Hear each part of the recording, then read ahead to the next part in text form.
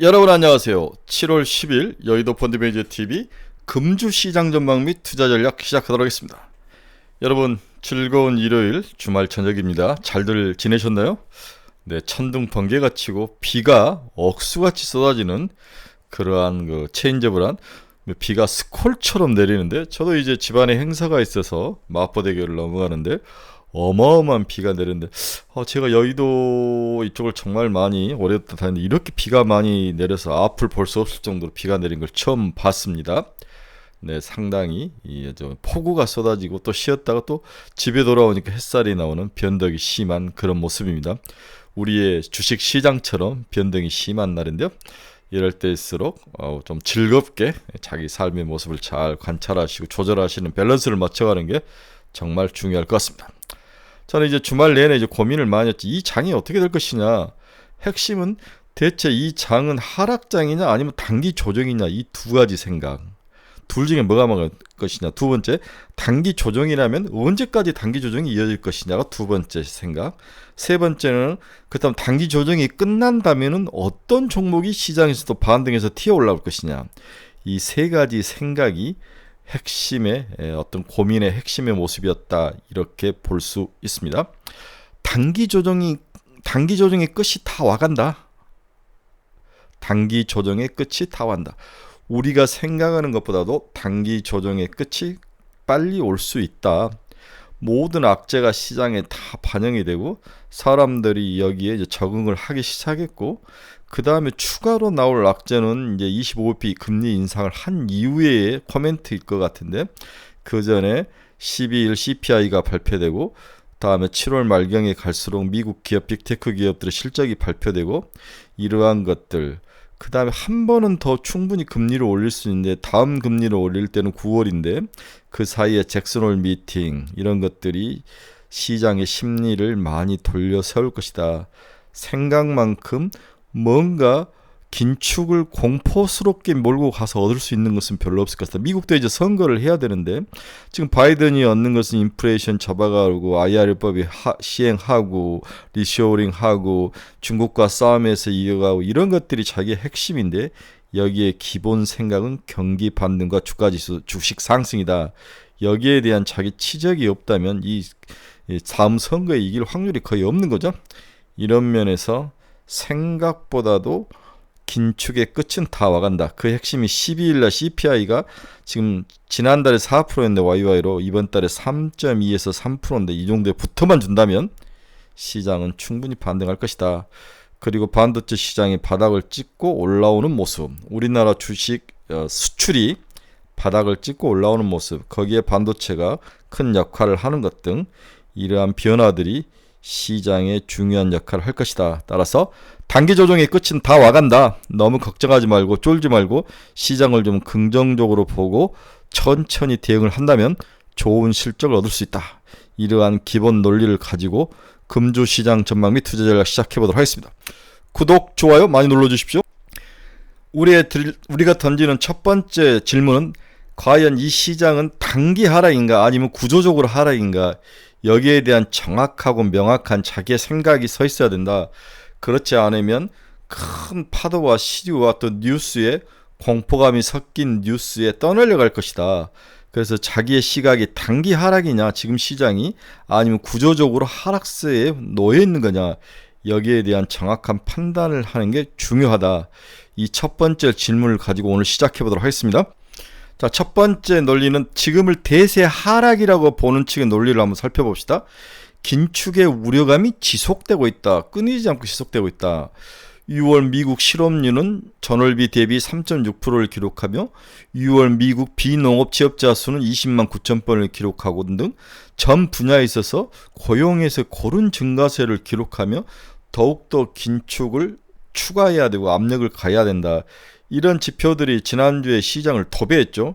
그런데 미국 시장이 생각보다 많이 안 빠지는 모습을 보면 어느 정도 이 고용에 대한, 고용이 좋은 모습에 대한 충격 흡수는 어느 정도 돼 가는 것 같다. 하지만 미국의 FOMC나 페드가 한 번이 아니라 두 번까지도 인상을 계속 흘리고 있는데, 7월은 확실하게 금리 인상 이미 시장에 많이 반영됐고 9월에 대해서는 문제인데, 이건 잭슨홀 미팅 8월 25에서 26일 열릴 잭슨홀 미팅에서 어느 정도 방향을 결정할 것이다.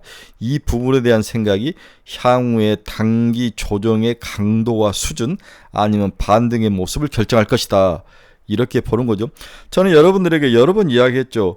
이 금리 단기 FOMC의 이 정책을 가지고 뭔가를 판단하기에는 너무 리스키하다. 그리고 이 부분은 시장의 변수가 아니라 상수다. 던져버려라. 잊어버려라. 여기는 단기적으로 시장에 큰 방향을 미칠 거지만 결국 시장은 기업의 실적하고 그 다음에 시중에 풀린 금융시장 형태, 그다음 정치적 논리, 전쟁의 모습 이런 것들로 훨씬 더 많이 작동을 할 것이다. 특히 2분기 실적 발표, 이 실적 발표가 가장 큰 영향을 미칠 것이다. 따라서 단기 금리 인상 긴축에 대한 것들은 우리가 예측할 수 없고 우리가 측정할 수 없고 대비할 수 없는 위험들이 있기 때문에 이 부분은 상수로 놓고 버려버려라. 변수는 아니다. 기업 실적에 대해서는 우리가 좀 민감하게 반응을 하고 기업 실적에 더 많은 방점을 찍고 투자를 하자. 따라서 7월 말경에 발표될 기업 실적이 훨씬 더 시장을 움직이는 중요한 팩터가 될 것이다. 이게 이제 제가 여러 번 이야기했던 거죠. 좌우지간 지난주에 발표될 고용 관련 지수는 정말 엉망이었습니다. 여러분이 알다시피 ADP는 49만 명이 나오고 그다음에 정부가 발표하는 고용자 수는 20만 9천 명이 나오고 차이가 엄청 많이 나오는데 20만 9천 명도 작은 수가 아니다. 이렇게 보는 것 같아요. 이런 것들을 보면 아직까지는 경기가 긴축의 효과가 나타나지 않고 상당히 소비를 계속 자극을 하면서 인플레이션의 속도를 늦추고 있다. 이렇게 본다면 금리는 7월 달에 확실히 올릴 것이고 그 다음에 코멘트가 중요한데 그 부분도 우리가 어떻게 관여할 수 있는 영역은 아니다. 버리고 기업 실적에 더 오히려 방점을 찍자. 이렇게 봐야 될 것 같아요. 좌우지간 지난주에 발표될 고용지수는 시장에 부정적이었습니다. 두 번째, 기준금리 25% 인상 확률이 90%까지 높아지면서 미국 국채 10년짜리가 4%를 돌파하는 이게 이제 큰 문제죠. 미국의 2년짜리는 페드의 단기금리를 반영하고 10년짜리는 경기 상황을 반영하는데 4%를 넘었다는 것은 경기가 나쁘지 않다는 거죠. 이러한 것들이 긴축의 효과가 나타나지 않아서 더욱더 페드가 긴축에 대해서 목말라 하고 더욱더 열을 받치는 것 같고 시장이 여기에 이제 포커스가 쏠리는 과정 중에 있는데 특히 이제 실질금리가 4%, 5%, 2년짜리 5%를 때리고 올라가는데 이런 것들은 전부 성장주에게 치명타를 가고 있다. 이 성장주가 우리가 시장을 이끌어갈 리딩 종목들인데 이러한 부분에 대한 걱정은 우리가 있습니다. 따라서 미 국채 10년짜리가 4%를 돌파한 것은 굉장히 우리가 좀 눈여겨봐야 된다. 이렇게 예상을 해봅니다. 그래서 달러 인덱스가 빠지다가 다시 올라가는 모습 4%까지 올라가고 달러 인덱스는 이제 올라갔다 내려갔다 박스권 안에서 움직이는 모습 달러 인덱스가 더 올라가지 않고 이렇게 하락을 했다는 것은 어느 정도 긴축에 대한 수준이 거의 다 왔다. 이렇게 반영하는 면도 있는 거죠. 네, 박스권 하단에 와 있고 금리는 4%를 올라가 있는 모습. 따라서 추가로 금리가 상승하는 데는 좀 부담스러운 면은 있다. 이렇게 보고 거의 다 왔다. 이렇게 해석을 하는 것도 맞지 않을까 개인적으로 그렇게 생각을 해봅니다. 외국은 미국이라든지 글로벌 시장은 이런 것들을 충분히 우리가 어필을 했는데 국내 시장을 보면 새마을금고라는 보이지 않는 리스크가 확 튀어나왔어요. 그래서 새마을금고가 투자했던 현금을 마련하기 위해 투자했던 인덱스 펀드에서 해지가 나온 것 같다. 그래서 대형 우량주를 중심으로 이제 매도가 많이 쏟아진 거죠. 국내 기관 투자가 순매도가 많이 나왔습니다. 코스피에서 아마 이러한 어떤 리스크, 새마을금고를 중심으로 금융권에 혹시 리스크가 전이되는 게 아닌가, 부동산 PF로 전이되는 게 아닌가. 왜냐하면 새마을금고가 부동산 PF에 많은 돈을 댔죠. 지금 그거에 대한 리스크, 불안함, 그리고 이들이 투자했던 인덱스 펀드에 대한 두려움 이런 것들이 기관 투자가들이 먼저 발을 빼면서 인덱스 펀드에서 물량이 쏟아지면서 지난 한 주에 매도가 쏠렸는데 이러한 것들이 큰 원인 중에 하나다. 하지만 정부가 강력하게 미리 발을 들여놓고 진화를 하려고 지금 하고 있는데 하지만 항상 두근 짜고만 것에서 터지는 면들이 있죠. 저는 개인적으로 그렇게 터질 것 같지는 않지만 향후에 미국이 금리를 지속적으로 올린다 우리도 올릴 수밖에 없는 그런 상황 때문에 터질 가능성이 있는데 좀 확률적으로는 낮다. 하지만 단기적으로 시장의 충격은 충분히 가할 수 있는 요인이다. 항상 과거의 뜨거운 트라우마가 있기 때문이죠. 하지만 이것도 이미 시장에 충분히 선반영된 측면이 있기 때문에 이번 주에 들어와서는 하나둘씩 해결될 가능성이 높아 보인다. 이렇게 이해를 하셔야 될 것 같습니다. 우리가 여러 시장의 부정적인 요인들을 정리했는데 미국의 경기 지표가 너무 좋다. 특히 고용 지표가 너무 좋다. 금리를 더욱더 추가로 긴축을 할 것이다. 페이드가 이 두려움이 시장이 한 7, 80%를 잡아먹는 부정적 요인이다. 두 번째는 금리가 떨어지지 않고 있다. 10년짜리 금리가 4%를 치고 올라오고, 세 번째는 국내 시장에서도 이제 혹시 크레딧 리스크가 터지는 게 아닌가. 새마을금고라는 거대한 제2금융권이 다양하게 투자했던 부동산 PEF하고 그다음에 주식에 대한 것들을 철수했을 때, 돈을 걷어갔을 때 다른 금융기관으로 전이될 그런 가능성, 이 가능성으로 국내 기관 투자가들이 보수적 스탠스를 가지고 매도에 나섰다. 이게 지난주에 우리들의 모습이었다는 거죠.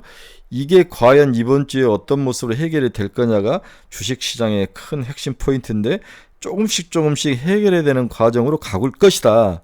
하지만 바로 심리가 돌아서는 V자 반등은 없을 것이다. 결국 박스권 내에서 움직이는 그런 모습인데, 이번 주에는 해결의 단계, 이렇게 볼 수 있습니다. 두 번째는 긍정적으로 보는 시각을 이야기해 드리겠습니다. 단기 조정이다. 지금의 조정은 단기 조정이다. 이렇게 보는 쪽도 맞죠. 첫 번째는 국내 증시의 앞날은 반도체가 정한다. 반도체가. 제가 여러 번 이야기했죠. 이 썸머넬리의 시작은 반도체에서 시작했기 때문에 끝도 반도체가 나야 된다. 반도체가 큰 조정에 들어가지 않는 이상 이 썸머넬리는 바닥은 견고하고 하락의 폭은 어느 정도 일정을 할 것이다. 이게 이제 제가 끊임없이 주장했던 저의 논리 중에 하나죠. 최근 3주 연속 코스피에서 외국인 순매도가 진행되면서 외국인의 시각 변화에 대한 우려가 부각이 되고 있습니다. 그러나 국내 증시에 대한 외국인의 시각 변화 여부는 반도체가 결정할 것으로 여러 번 말씀을 드렸습니다. 외국인이 국내 반도체를 8주 연속 순매수를 하고 있죠. 따라서 이를 감안시 국내 증시에 대한 시각 변화는 없을 것으로 판단이 되고 있습니다. 다만 지난주는 코스피에서 기관 투자가 순매도 금액 1.3조, 주간 기준으로 올해 들어 두 번째 큰 규모로 순매도를 하고 있는 모습은 우리가 좀 주의를 해야 될 것 같다, 이렇게 생각하는 거죠. 외국인보다도 국내 기관 투자가들이 더 민감하게 시장에 반응을 하고 있다. 그 반응은 오히려 새마을금고 사태 같은 그러한 국내 내부적 요인이 더 크게 작용하는 게 아니냐. 그들이 가지고 있는 인덱스, 또 은행들은 최근에 인덱스 펀드를 많이 투자하죠. 액티브 펀드보다. 이들이 어느 정도 먹었으면 좀 줄이는 과정이지 않을까, 그런 생각도 드는 거죠. 코스피 26개 업종 중 21개 업종, 시가총액 비중이 상대적으로 큰 반도체, 헬스케어, 은행 중심으로 순매도를 기록했다는 점을 감안시 새마을금고 우려가 부각되면서 해당 금융기관 자금 회수와 관련한 인덱스 매도가 진행된 것으로 시장은 파악을 하고 있습니다. 그러나 코스피 할인율은 딱히 높아진 상황은 아니다. 현재 코스피 할인율은 6.9%로 4월 이후 큰 변화 없이 상대적으로 낮은 수준을 유지하고 있고, 국내 신용 스프레드 역시 큰 변화가 없는 상황이다. 이렇게 볼 수 있죠. 그래서 이 파란 게 외국인 순매수 금액 누적인데 그렇게 많이 빠지진 않았다. 반도체에 대한 외국인의 순매수는 계속 이렇게 증가하는 모습. 그래서 반도체가 크게 하락하지 않는다면 시장은 그렇게 수급적인 측면에서는 두려움을 가질 필요는 없다. 이렇게 정리를 해드리고 싶네요. 국내 증시 할인율은 지난 4월 이후 큰 변화 없이 상대적으로 낮은 수준을 유지하고 있는 거죠. 거의 6.5%. 그 다음에 국내 신용 스프레드, 우량채권 국채에서 트리플 B 제로의 3년물 신용등급이 낮은 것을 뺀 스프레드가 여전히 안정적인 모습, 크게 이렇게 하락한 이후에 안정적인 모습, 크레딧 스프레드는 안정적인 모습. 따라서 새마을금고 문제를 제외하고는 국내 시장의 어떤 변수로 크레딧 문제를 크게 하락을 시킬 만한 이유는 발견하기 힘들다. 이게 단순한 단기 조정일 뿐이다라고 보는 이유 중에 첫 번째 이유죠. 두 번째 이유는 12일 날 발표될 미국 CPI 트렌드입니다. 이제 코어 CPI도 그렇고 우리가 보는 명목 CPI도 그렇고 이제 3%대가 이번에 찍을 거죠. 그 다음 달에는 2%대로 들어간다면 심리적으로 안정감을 줄 것이다. 이렇게 이해를 해야 될 것 같아요. 코어 CPI가 YY로 5.0%로 전월 5.3 대비 조금씩은 낮아질 것으로 예상을 한다. 특히 명목 CPI는 3%까지 4%에서 3%까지 빠지는 그러한 숫자 변화가 분명히 있을 것이다. 여기에 대해서 시장이 조금씩 기대를 한다면 반등의 모습은 기술적 반등이죠. 이 박스권 안에서 박스권 중심으로 해서 내려왔던 것들이 다시 박스권 중심 위로 올라가는 그 정도의 반등은 가능하다. 이걸 뚫고 올라가는 것은 아니다는 거죠. 6월 미국 물가 지표 발표는 연준 기준금리 인상 마무리 시그널이 될 것으로 판단한다. 물가가 기준금리보다 낮아지는 국면으로 진입을 하고 있다. 물가가 기준금리보다 물가가 이제 3%대로 오면 기준금리가 이제 5.25니까 낮아지는 국면이 확실히 나타나죠. 그렇다면 시장은 반등의 계기가 될 것이다. 이렇게 믿어야 될 것 같습니다. 세 번째는 여러 번 이야기했지만 한국의 수출이 반등하기 시작했다. 네, 턴어라운드.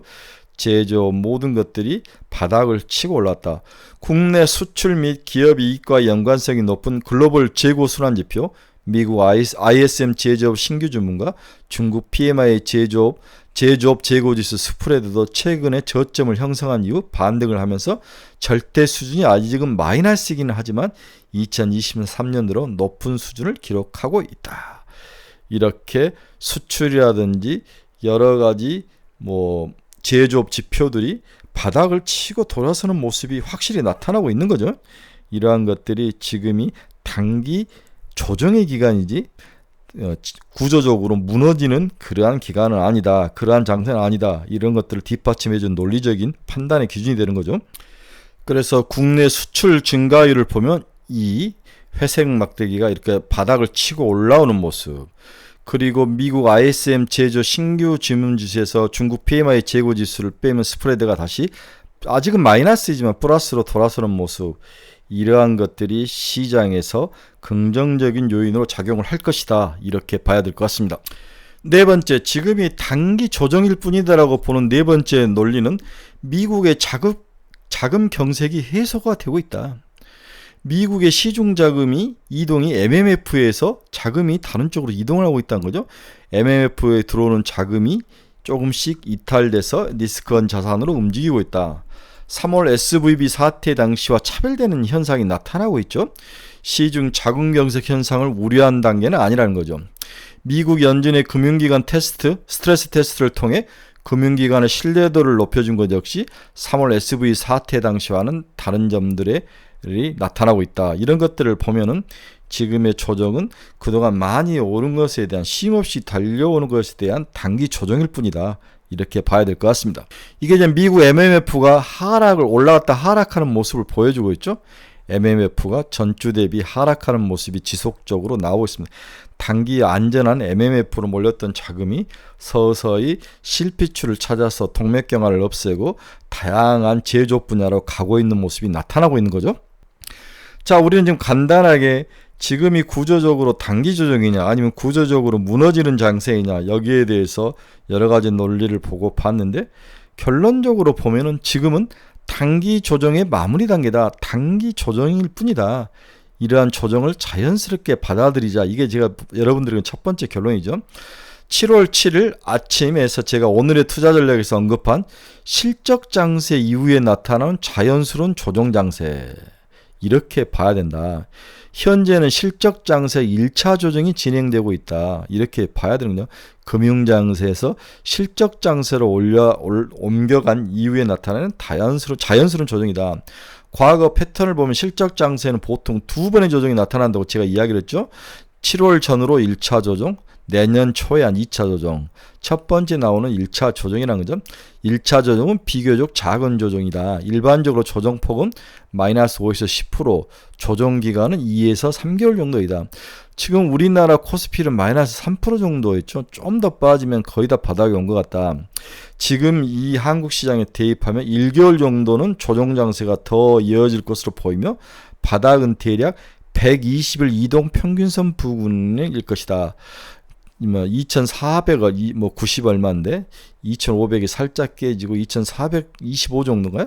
이 정도가 121선인데 이 정도면 조정은 거의 다 온 거다. 기간도 2개월인데 이제 1개월 지나가고 있는 거죠. 7월이. 그래서 과거 글로벌 금융장세가 한 4개월 정도 이어지면서 주식시장을 끌어올리고 그 다음에는 이제 금융장세가 끝나고 실적장세가 나타나는데 보통 실적장세에서 두 번의 조정이 나타난다. 1차 조정은 아주 가벼운 조정이고 2차 조정이 좀 심각하게 나오는데 2차 조정은 경기 침체에서 나타나는 숫자적인 공포에서 나타나기 때문에 내년 초 정도에 나타날 것이다. 지금은 1차 조정에서 그렇게 큰 조정은 아니다. 마이너스 5에서 10%이고 121선 중심으로 한다. 121선 2,490원이니까 지금 2,520 몇이니까 거의 뭐 다 온 거죠. 그래서 2,500선을 중심으로 해서 조정이 거의 마무리 단계에 있다. 이렇게 봐야 될 것 같아요. 기간적으로는 한 달 정도 더 가는 여름 한 8월 중순 정도까지는 이어질 가능성이 있어는 보이지만 가격적으로도 거의 다 왔다. 이렇게 봐야 될 것 같아요. 따라서 이번 조정장세의 반등은 여름 지나서 반등이 나타날 것이다. 연준의 긴축적 통화정책 영향이 증시랠리에 제한적인 요인으로 작용을 하고 있다. 당초에 고용 약화가 조정 사유가 될 것으로 봤지만 고용이 약화가 될 것 같았는데 반대로 고용이 강하게 나타났죠. 그래서 생각이 좀 바뀌었다. 고용은 생각보다 더 견조할 수 있는 상황이며 오히려 이 때문에 긴축 우려가 더 커지고 있다. 7월 FOMC에서 7월 27일 날 25p 금리 인상과 매파적 코멘트를 우리는 예상을 하고 있다. 다만 이러한 매파 움직임과 발언은 이미 시장에 충분히 선반영된 결과로 추가 큰 충격은 없을 것으로 전망을 하고 있다. 문제는 9월 FOMC에서의 추가 상승 가능성에 대한 언급이다. 8월 말 25에서 26일 예상된 잭슨홀 미팅에서 결판이 날 것으로 보입니다. 향후에 코어 CPI가 빠르게 하락을 할 것으로 예상되는데 우리가 명목 CPI는 벌써 이제 이번 달 3%까지 빠지고 코어 CPI가 5.0 정도를 나타내는 이게 4%대로 나타나고 3%대로 쭉쭉 빠져만 준다면 또 그럴 가능성이 높아 보이죠. 에너지 가격이 하락을 하고 또한 긴축의 효과가 나타나고 고용이 지금 마지막 후행 지표지 않습니까? 고용이 후행 지표인데 이 고용이 열을 식히고 맥스를 치고 내려온다면 시장은 충분히 코어 CPI도 내려올 것이다. 따라서 여름에는 달러 강세를 동반한 조정 강세가 나타날 수 있고 여름이 지나면 외국인 매수가 재유입되면서 반등의 실마리를 풀 것으로 예상을 하고 있다. 지금 원화 약세, 위안화 약세, 달러 강세 이런 모습이 나타나죠. 위안화가 약세를 일으키면서 한국 시장 위안화를 쫓아가면서 원화가 약세를 보면 외국인 자금이 살짝 이탈하는 모습이 나타나는데 또 지난 주말이나 지난주를 보면 달러 인덱스가 또 그렇게 강한 모습은 또 아니죠. 102에서 103 사이 박스권 안에서 노는 모습이 나타나는데 이런 모습을 보면 어떤 계기로 특히 12월 코어 CPI나 CPI 발표를 중심으로 해서 달러 강세가 좀 사그라들고 원화 강세로 돌았을 가능성. 일본 엔화도 이제 약세를 거의 다 찍은 것 같아요. 그렇다면 외국인 자금의 추가 이탈은 없을 것 같다. 이렇게도 예상을 해볼 수 있을 것 같습니다. 12일 CPI가 발표가 끝나면 또 시장을 돌려세울 그 하나의 또 조각은 뭐냐. 그건 올 말에 발표될 미국 빅테크 기업들의 실적이죠. 네, 알파벳, 마이크로소프트, 메타, 아마존 전부 마지막 주에 발표가 있습니다. 2월 분기 실적이 나쁘지 않고 3분기, 4분기에 가이던스를 올려만 준다면 시장은 어닝 서프라이즈로 다시 한번 반등할 수 있다. 그래서 FOMC발 그러한 긴축보다는 오히려 이러한 어닝 서프라이즈 너무 낮게 잡아놨기 때문에 서프라이즈가 날 확률이 높은데 이러한 것들이 시장의 심리를 돌려세우고 이번 썸머 랠리를 다시 반등으로 일으킬 중요한 키포인트가 될 것이다. 이런 믿음을 가지시길 바랍니다. 마지막으로 주간 매크로 캘린더입니다. 월요일은 중국 CPI와 PPI가 발표가 되죠. 네, 뉴욕 여는 소비자 인플레이션 기대치 5월 도매 재고가 월요일날 발표가 되고 미국 화요일 날은 한국 7월 수출입 현황 1일에서 10일 굉장히 중요하죠. 수요일 날은 미국 CPI 12일 날 9시 30분 현지 시각이죠. 6월 소기업 낙관지수 연준 베이지북이 수요일 날 발표가 됩니다. 목요일 날 한국 금통위가 있죠. 네, 금통위 6월 중국 무역 수지 그 다음에 미국 PPI 지수가 목요일 날 있고 금요일 날은 한국의 5월 가계대출, 금융주 실적 JP모간, 시티그룹, 웰스파고를 중심으로 해서 본격적으로 실적 발표에 들어가고 있습니다. 지금 헤드라인 CP 명목금리는 5월달 4.0이었죠. 이게 3.2나 3%까지 빠진다는 거죠. 그 다음에 코 CPI가 5.3인데 이게 5%까지 빠질 것이다. 운 좋으면 4.9까지도 빠졌으면 좋을 것 같아요. 이러한 모습들이 시장을 반등으로 이끌 중요한 투자 포인트가 될 것이다. 너무 쫄지 말고 걱정하지 마라. 그래서 박스권에서 지금 박스권 중심으로 해서 하단을 향해서 내려오는데 이 하단을 다시 올려서 중상 이상으로 맞추는 작업이 이번 주에 있을 것이다. 이렇게 예상을 해 봅니다. 네, 여러 친구 중에서 투자의 방향성을 잃어버리신 친구들은 저희 카페로 오십시오. 그리고 가지고 있는 종목에 상담이 필요하신 분도 저희 카페로 오십시오. 그리고 매일매일 내가 관심을 가지고 어떤 종목을 봐야 되는가 이런 분들도 저희 카페로 오십시오. 예, 저희 카페에 제가 이번 주 관심을 가져야 될 종목 5종목을 추천해서 올려놨습니다. 우리 카페 친구분들이나 관심 있으신 분들은 저희 카페에 오셔서 이번 주에 우리가 투자할 만한 종목 한번 눈여겨보시길 바랍니다. 여러분, 일요일 오후입니다. 또 저녁입니다. 모두 화이팅 하시고 즐겁게 편안하게 가족분들과 잘 보내시고 월요일 아침, 저는 화요일 아침에 뵈야 됐거든요. 내일은 좀 반등을 해서 새로운 월요일은 항상 반등으로 일어났으면 좋을 것 같아요. 그동안 시장의 모든 것이 선반영이 됐기 때문에 충분히 반등은 가능할 거다. 이런 믿음, 박스권의 중간 이상으로 끌어올릴 가능성 2500대 후반대로 갈 것 같다. 이렇게 믿음을 가지시길 바랍니다. 여러분, 긴 시간 감사합니다. 화요일 아침에 뵙겠습니다. 감사합니다.